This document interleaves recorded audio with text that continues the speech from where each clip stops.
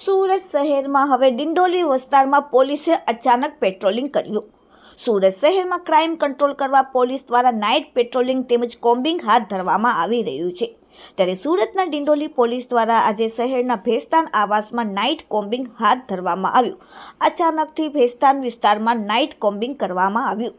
Police દ્વારા કુલ 6 જેટલી ટીમો બનાવવામાં આવી હતી, જે ટીમો દ્વારા આ ભેસ્તાન આવાસમાં રહેતા ગુનાહિત ઇતિહાસ ધરાવતા આરોપીઓના ઘરોમાં સરપ્રાઇઝ ચેકિંગ હાથ ધરવામાં આવ્યું હતું, જેમાં મહિલા પોલીસ કર્મચારીઓ પણ જોડાયા હતા।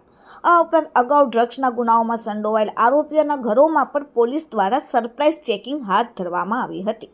ડિંડોલી પોલીસ દ્વારા હાથ ધરાયેલ આ કોમ્બિંગમાં ડ્રોન કેમેરાની પણ મદદ લેવામાં આવી હતી, જેમાં 2 ડ્રોન કેમેરા આ વિસ્તારોમાં કોમ્બિંગ કર્યું હતું।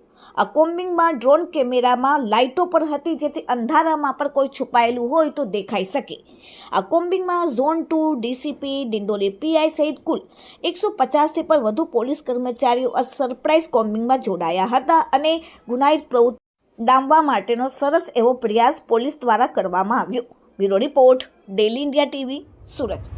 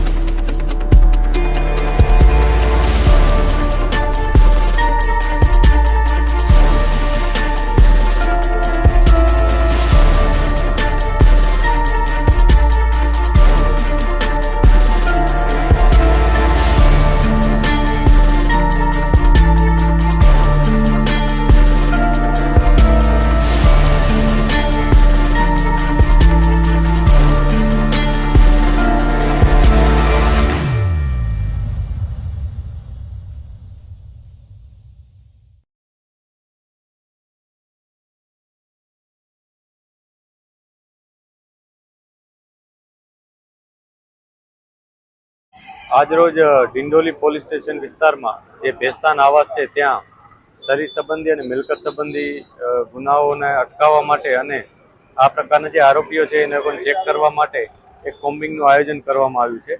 આ કોમ્બિંગમાં ઝોન 2ના 5 પોલીસ સ્ટેશન્સમાંથી પોલીસની ટીમો બનાવી અને જુદી જુદી ટીમો અહીંયા બનાવવામાં આવી છે, જેમાં 6 અલગ અલગ ટીમો છે, જેમાં અમે મહિલા પોલીસ પણ સામેલ રાખી છે અને આ તમામ લોકો એમને જે પણ ટાસ્કિંગ આપવામાં આવ્યું છે એ ટાસ્કિંગ મુજબ જે આરોપીઓનું લિસ્ટ છે એને ચેક કરે છે। એમાં એમસીઆર કાર્ડ અને શરીર સંબંધી ગુનાઓના આરોપીઓ છે। આ ઉપરાંત અગાઉ કોઈ ડ્રગ્સ કે એ પ્રકારના ગુનામાં જે સંડોવાયેલા છે એમને પણ અમે ચેક કરી રહ્યા છીએ, એમના ઘરો ચેક કરી રહ્યા છીએ।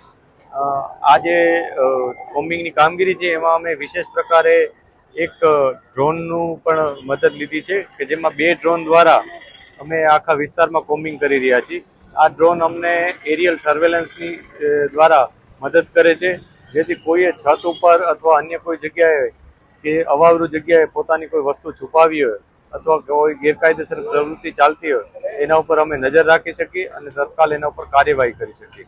આના માટે અમે 2 ડ્રોનની મદદ લીધી છે અને જે ડ્રોનમાં રેકોર્ડિંગ પણ થાય છે અને એમાં અમે એના સાથે લાઇટિંગ પણ છે, જેથી અંધારામાં પણ અમે સારી રીતના એનું સર્વેલન્સ કરી શકીએ।